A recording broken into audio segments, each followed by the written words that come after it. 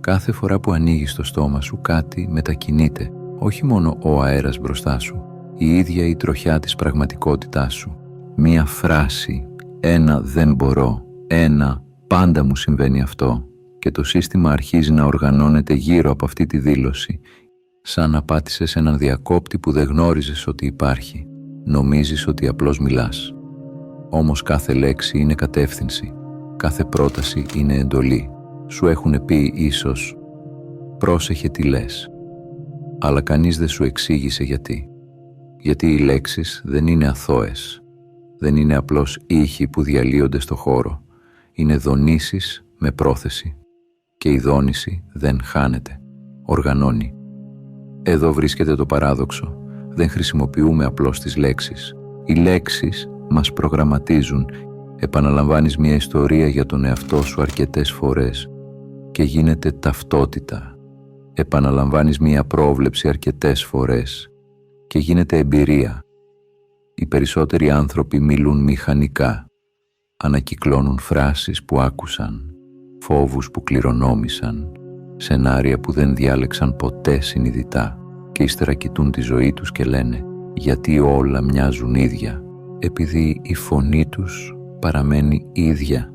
Η φωνή δεν είναι απλώς μέσο επικοινωνίας, δεν είναι κοινωνικό εργαλείο, δεν είναι τρόπος να γεμίσεις τη σιωπή. Η φωνή είναι τεχνολογία δημιουργίας, είναι η γέφυρα ανάμεσα στη σκέψη και στη μορφή, το σημείο όπου το αόρατο αποκτά κατεύθυνση, όπου η πιθανότητα αρχίζει να γίνεται επιλογή. Κάθε φορά που λες «είμαι», κάτι σταθεροποιείται. Κάθε φορά που λες «δεν αξίζω», κάτι συρρυκνώνεται. Κάθε φορά που λες «θα τα καταφέρω», κάτι μέσα σου ευθυγραμμίζεται. Δεν μιλάς απλώς για την πραγματικότητα, την εκπαιδεύεις. Και τώρα η ερώτηση δεν είναι αν η φωνή σου έχει δύναμη, την έχει, πάντα την είχε.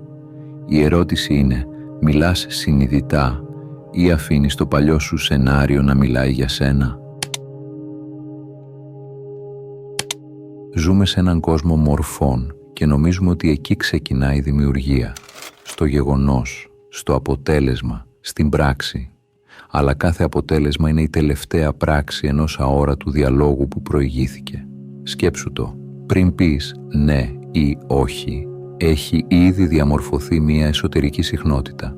Πριν πάρεις μια απόφαση, έχει ήδη σταθεροποιηθεί μια δήλωση για το ποιος είσαι. Πριν αλλάξει η ζωή σου, έχει αλλάξει η αφήγηση μέσα σου. Αυτό δεν είναι καινούρια ιδέα. Είναι ξεχασμένη.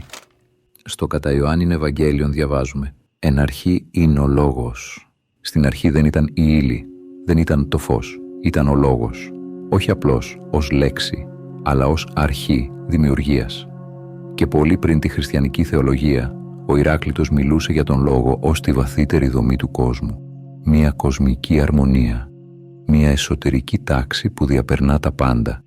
Ο Λόγος δεν ήταν για εκείνον απλώς ομιλία, ήταν νόμος, ρυθμός, συντονισμός. Τι σημαίνει όμως αυτό? Ότι η δημιουργία δεν ξεκινά από το τι, αλλά από τον τρόπο που δονείται. Ότι πριν δεις κάτι να σχηματίζεται, έχει ήδη συντονιστεί. Δεν είναι μύθος. Είναι αρχή λειτουργίας. Η πραγματικότητα δεν λειτουργεί με λέξεις, λειτουργεί με συχνότητες. Και οι λέξεις είναι ο φορέας τους. Όταν μιλάς δεν εκφράζεις απλώς μια σκέψη. Εκπέμπεις μια ποιότητα, μια εσωτερική ρύθμιση. Και αυτή η ρύθμιση προηγείται της μορφής. Αν η δήλωσή σου είναι «η ζωή είναι δύσκολη», η εμπειρία σου θα οργανωθεί γύρω από αυτή τη συχνότητα. Αν η δήλωσή σου είναι «μπορώ να μάθω να δημιουργώ», η αντίληψή σου αρχίζει να ψάχνει ευκαιρίες. Δεν χρειάζεται να πιστεύεις σε μυστικισμό για να το δεις, αρκεί να παρατηρήσεις. Η μορφή ακολουθεί την εσωτερική διατύπωση. Και τώρα έρχεται το εσωτερικό ερώτημα. Και αν η πραγματικότητα δεν ακούει τι λες, αλλά τι εκπέμπεις? Αν δεν ανταποκρίνεται στο λεξιλόγιό σου, αλλά στη συνοχή της δόνησής σου, τότε η ευθύνη δεν είναι στις λέξεις που χρησιμοποιείς, είναι στην κατάσταση από την οποία τις εκφέρεις. Και αυτό αλλάζει τα πάντα. Γιατί τότε δεν είσαι απλώς ένας άνθρωπος που μιλά. Είσαι ένα σημείο εκπομπής μέσα σε ένα πεδίο που πάντα ανταποκρίνεται. Η σκέψη είναι αόρατη, η ύλη είναι συμπαγής. Και ανάμεσα στα δύο υπάρχει κάτι που οι περισσότεροι υποτιμούν, η φωνή. Η φωνή είναι η γέφυρα. Το σημείο όπου το άϊλο αρχίζει να αποκτά κατεύθυνση. Όπου η ιδέα πάβει να είναι πιθανότητα και γίνεται δήλωση. Μια σκέψη που δεν υπόθηκε παραμένει ρευστή. Μπορεί να αλλάξει, να διαλυθεί, να χαθεί. Μια σκέψη που υπόθηκε σταθεροποιείται, αποκτά δομή. Αρχίζει να οργανώνει. Οι λέξεις μετατρέπουν το αόρατο σε πορεία. Όταν μιλάς δεν παράγεις απλώς ήχο. Οργανώνεις εσωτερικά το νευρικό σου σύστημα. Το σώμα ακούει τη φωνή σου. Οι μύες προσαρμόζονται. Η αναπνοή αλλάζει ρυθμό. Ο εγκέφαλος επιβεβαιώνει ή ανατρέπει το μοτίβο. Αν λες «δεν τα καταφέρνω», το σώμα σου συστέλλεται. Η προσοχή σου περιορίζεται. Οι επιλογές σου στενεύουν. Αν λες «θα βρω τρόπο», το σύστημα ενεργοποιείται αλλιώς. Η αντίληψή σου διευρύνεται. Το μυαλό αρχίζει να ψάχνει διαδρομές αντί για εμπόδια. Η φωνή ρυθμίζει την αντίληψη και η αντίληψη καθορίζει τις επιλογές και οι επιλογές διαμορφώνουν τη ζωή. Είναι απλό, αλλά και βαθύ. Δεν στέλνεις προσευχή, στέλνεις σήμα. Κάθε δήλωση είναι μια κατεύθυνση που εκπέμπεται προς τα έξω και ταυτόχρονα προς τα μέσα. Η φωνή σου δεν λειτουργεί μόνο στον χώρο, λειτουργεί στο πεδίο της προσοχής σου. Καθορίζει τι θα δεις, τι θα αγνοήσεις, τι θα θεωρήσεις δυνατό. Σκέψου το σαν κεραία. Αυτό που δηλώνεις, αυτό αρχίζεις να ανιχνεύεις. Αν δηλώσεις «είμαι άτυχος», ο κόσμος θα γεμίσει αποδείξεις. Αν δηλώσεις «μαθαίνω να δημιουργώ», θα εμφανιστούν ευκαιρίες που πριν περνούσαν αόρατες. Το πρόβλημα λοιπόν δεν είναι ότι η ζωή δεν ακούει, ούτε ότι δεν παίρνεις αυτό που ζητάς. Το πρόβλημα είναι ότι ζητάς με δύο διαφορετικές φωνές. Μία που μιλά προς τα έξω και μία που ψιθυρίζει προς τα μέσα. Και η δεύτερη είναι πάντα πιο ισχυρή. Εδώ γεννιέται η σύγχυση. Λες ότι θέλεις αυθονία, αλλά μέσα σου υπάρχει φόβος, μην δεν φτάνει. Λες ότι θέλεις αγάπη, αλλά προετοιμάζεσαι για απόρριψη. Λες ότι θέλεις επιτυχία, αλλά βαθιά περιμένεις να αποτύχεις για να επιβεβαιωθεί η παλιά ιστορία. Λες ότι θέλεις αλλαγή, αλλά τρέμεις την κίνηση που απαιτεί.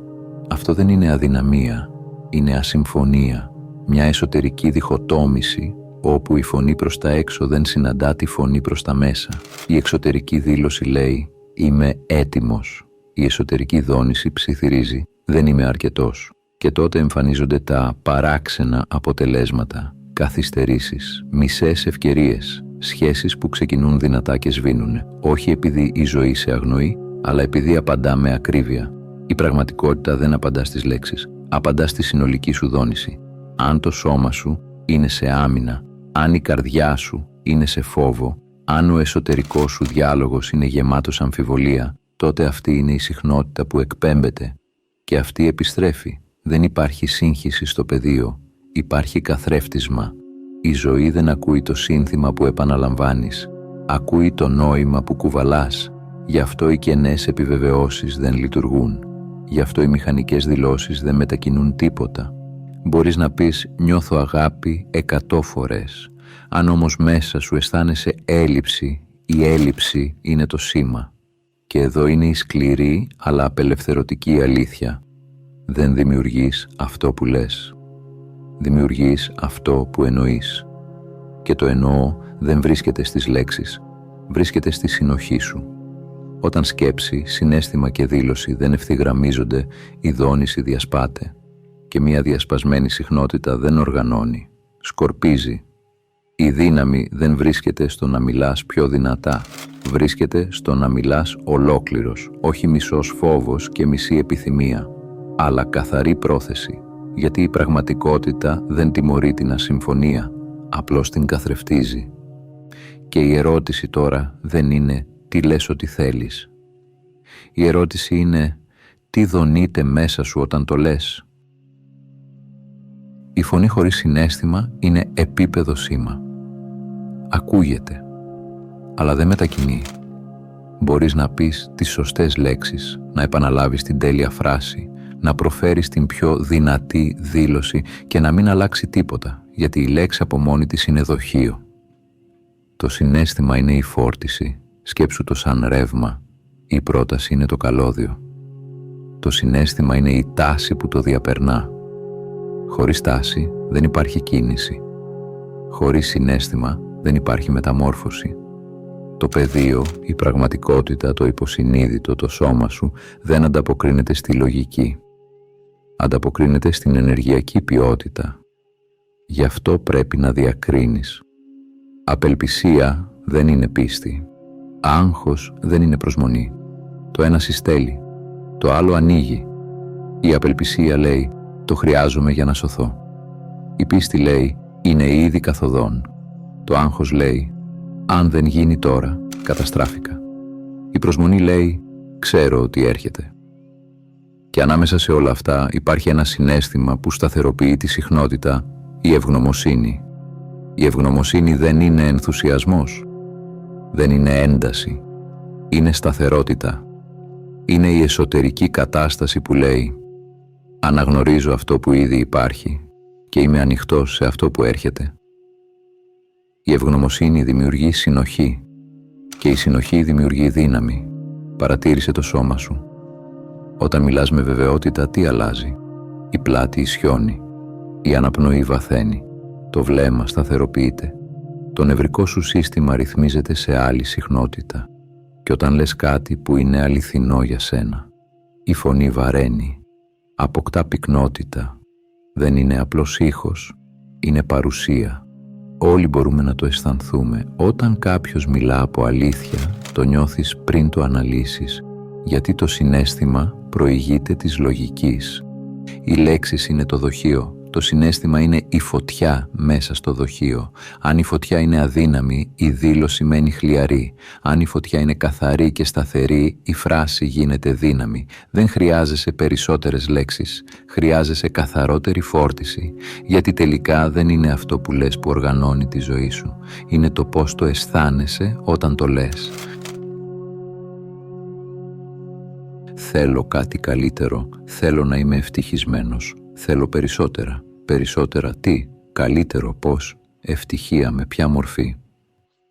Οι αόριστες δηλώσεις δημιουργούν αόριστα αποτελέσματα, όχι επειδή υπάρχει κάποια κοσμική τιμωρία, αλλά επειδή δεν υπάρχει κατεύθυνση. Το κάπως δεν είναι εντολή, είναι θόρυβος. Η ζωή οργανώνεται γύρω από τη σαφήνεια.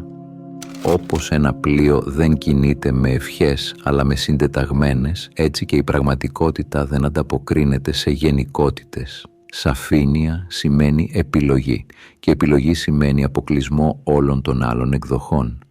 Εκεί βρίσκεται η δυσκολία. Όταν λες θέλω αυτό, αυτόματα λες δεν θέλω εκείνο. Όταν ορίζεις, περιορίζεις και το εγώ φοβάται τον περιορισμό. Η ασάφεια προέρχεται από φόβο. Φόβο μήπως αποτύχεις, φόβο μήπως εκτεθείς, φόβο μήπως αναλάβεις την ευθύνη αυτού που ζήτησες. Γιατί όταν είσαι ασαφής μπορείς πάντα να πεις δεν εννοούσα ακριβώς αυτό, αλλά η σαφήνεια δεν αφήνει περιθώριο διαφυγής. Σε καλεί να σταθείς πίσω από τη δήλωσή σου. Η σαφήνεια απαιτεί ευθύνη, απαιτεί να παραδεχτείς αυτό θέλω και είμαι διατεθειμένος να το υποστηρίξω. Μόνο τότε ενεργοποιείται κατεύθυνση. Όταν ονομάζεις με ακρίβεια, ο εγκέφαλος αρχίζει να φιλτράρει διαφορετικά. Η προσοχή εστιάζει. Οι ευκαιρίες που σχετίζονται με την πρόθεσή σου γίνονται ορατές. Η επιλογή δεν είναι απλώς νοητική πράξη. Είναι ενεργειακή δέσμευση. Τη στιγμή που ονομάζεις ακριβώς αυτό που θέλεις, σταματάς να εύχεσαι. Αρχίζεις να χαράζεις. Και εκεί αλλάζει ο ρόλος σου. Από παρατηρητής πιθανών σεναρίων γίνεσαι αρχιτέκτονας πορείας. Το σύμπαν δεν λειτουργεί αόριστα, λειτουργεί με καθαρό σήμα και το καθαρό σήμα γεννιέται όταν έχεις το θάρρος να πεις «αυτό είναι».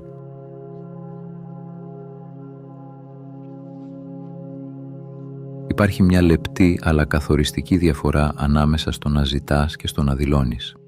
Η οικεσία λέει «δεν το έχω». Δεν είμαι αρκετός.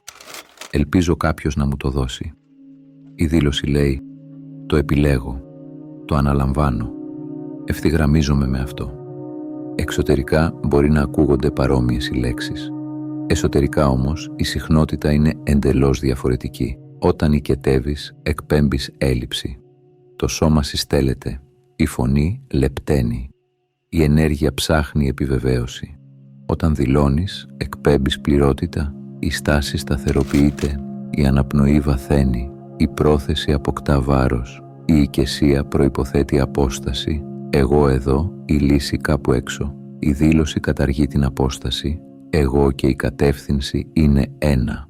Δεν καλείς κάποιον να σε σώσει, δεν περιμένεις έγκριση από μία εξωτερική δύναμη, δεν διαπραγματεύεσαι την αξία σου, ενεργοποιείς μια κατεύθυνση.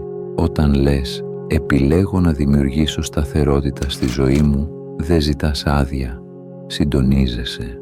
Όταν λες «είμαι έτοιμος για μια σχέση που βασίζεται στην αλήθεια», δεν οικετεύεις, δημιουργείς φίλτρο. Η οικεσία γεννιέται από φόβο, η δήλωση γεννιέται από ευθύνη. Και εδώ βρίσκεται η μετατόπιση ταυτότητας.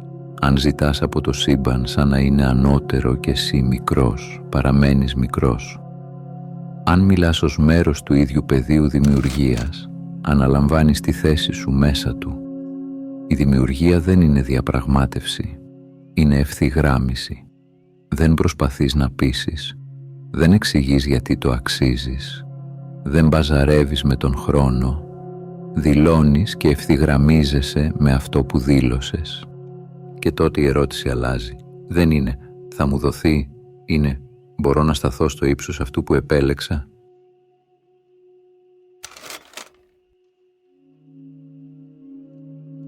Υπάρχει μια στιγμή που οι περισσότεροι αγνοούν.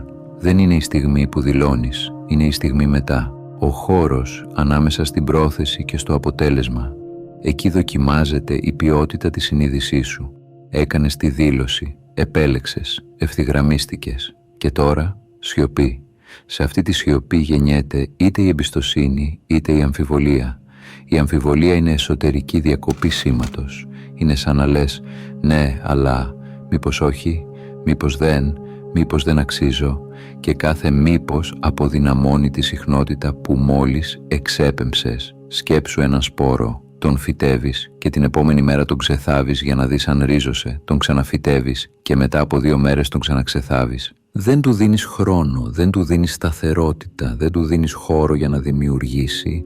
Η αμφιβολία είναι αυτό το συνεχές ξεθάψιμο. Η εμπιστοσύνη δεν είναι παθητικότητα, δεν είναι κάθομαι και περιμένω. Είναι σταθερότητα συχνότητας, είναι η ικανότητα να παραμένεις εσωτερικά συνεπής με αυτό που δήλωσες, ακόμη και όταν το αποτέλεσμα δεν είναι ακόμη ορατό. Η εμπιστοσύνη δεν είναι απραξία, είναι δράση χωρίς πανικό, είναι κίνηση χωρίς εσωτερική διάσπαση. Ο Καρλ Ιούγκ μίλησε για τη συγχρονικότητα, νοηματικές συμπτώσεις που δεν συνδέονται αιτιοκρατικά, αλλά συνδέονται μέσω νοήματος. Όταν η εσωτερική σου κατάσταση είναι καθαρή και σταθερή, αρχίζουν να εμφανίζονται γεγονότα που μοιάζουν τυχαία, αλλά κουβαλούν ακρίβεια. Συναντήσεις, ευκαιρίες, πληροφορίες στη σωστή στιγμή. Όχι επειδή μαγικά αλλάζουν τα πράγματα, αλλά επειδή η συνείδησή σου δεν διακόπτει συνεχώς το σήμα. Η πραγματικότητα χρειάζεται συνοχή για να οργανωθεί γύρω από μια πρόθεση και η συνοχή γεννιέται στη σιωπή μετά τη δήλωση.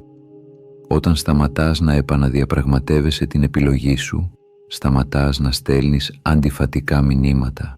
Όταν σταματάς να αμφιβάλλεις για τη δήλωσή σου, η πραγματικότητα σταματά να καθυστερεί, γιατί το μόνο που καθυστερούσε ήταν η δική σου σταθερότητα.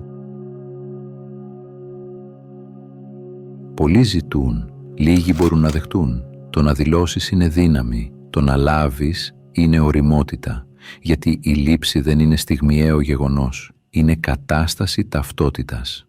Όταν έρθει κάτι μεγάλο, μία ευκαιρία, μία σχέση, μία αναγνώριση, συχνά δεν το χάνουμε επειδή δεν ήταν για εμάς. Το χάνουμε επειδή δεν μπορούμε να το κρατήσουμε.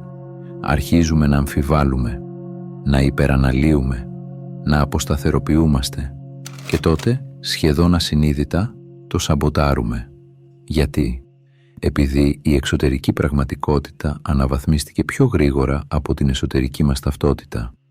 Αν μέσα σου αισθάνεσαι μικρός, η επιτυχία θα μοιάζει απειλητική. Αν μέσα σου αισθάνεσαι ανεπαρκής, η αγάπη θα μοιάζει ύποπτη. Δεν απορρίπτεις το καλό επειδή δεν το θέλεις. Το απορρίπτεις επειδή δεν σου είναι οικείο. Εδώ εμφανίζεται η διάκριση. Ο δημιουργός ενσωματώνει, το θύμα αμφιβάλλει. Ο δημιουργός, όταν έρθει η ευκαιρία, λέει «Ποιος χρειάζεται να γίνω για να το υποστηρίξω αυτό?» Το θύμα λέει «Μήπως είναι λάθος? Μήπως θα χαθεί? Μήπως δεν το αξίζω?» Ο δημιουργός προσαρμόζει την ταυτότητά του στο νέο επίπεδο. Το θύμα προσπαθεί να μειώσει το επίπεδο για να χωρέσει στην παλιά του ταυτότητα. Η λήψη απαιτεί χωρητικότητα. Χωρητικότητα συναισθηματική.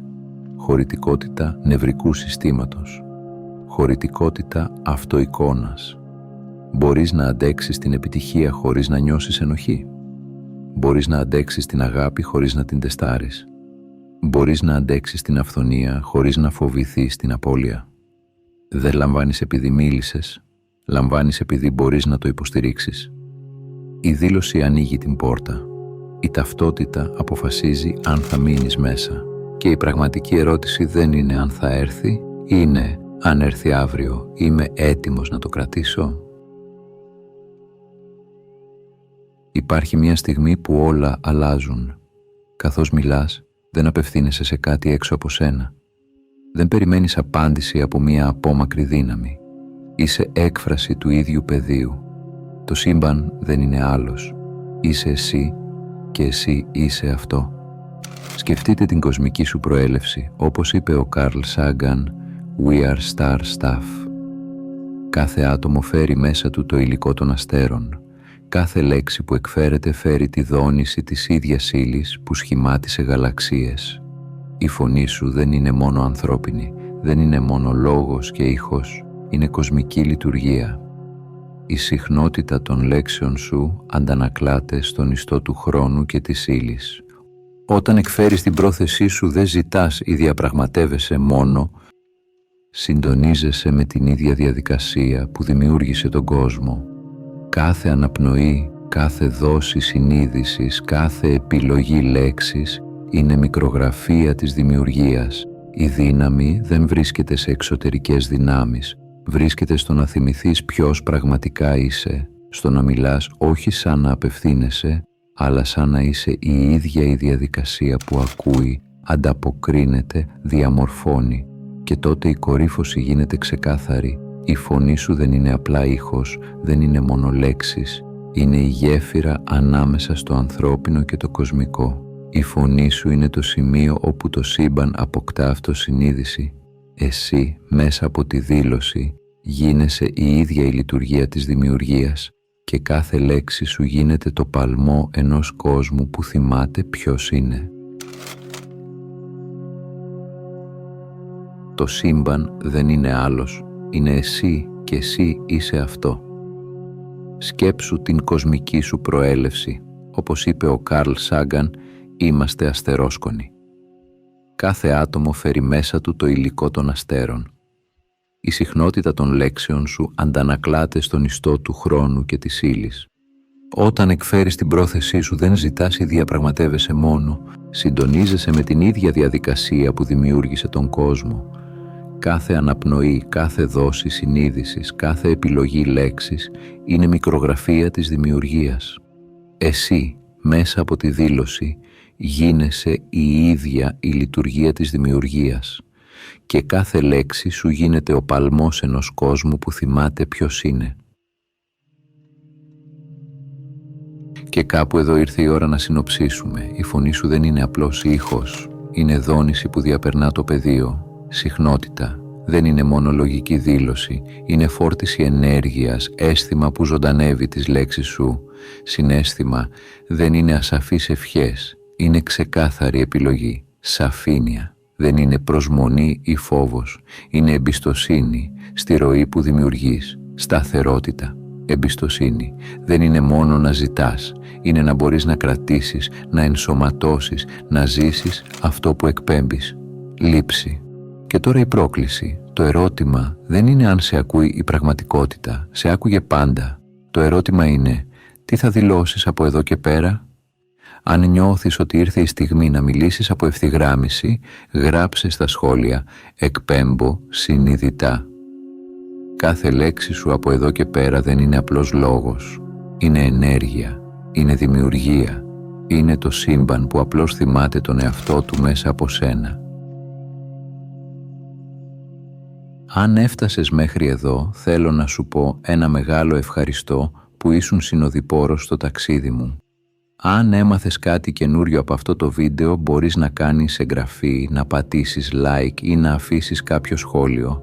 Αν θέλεις να συνεχίσεις το ταξίδι, σου προτείνω να δεις το βίντεο που εμφανίζεται τώρα στην οθόνη σου.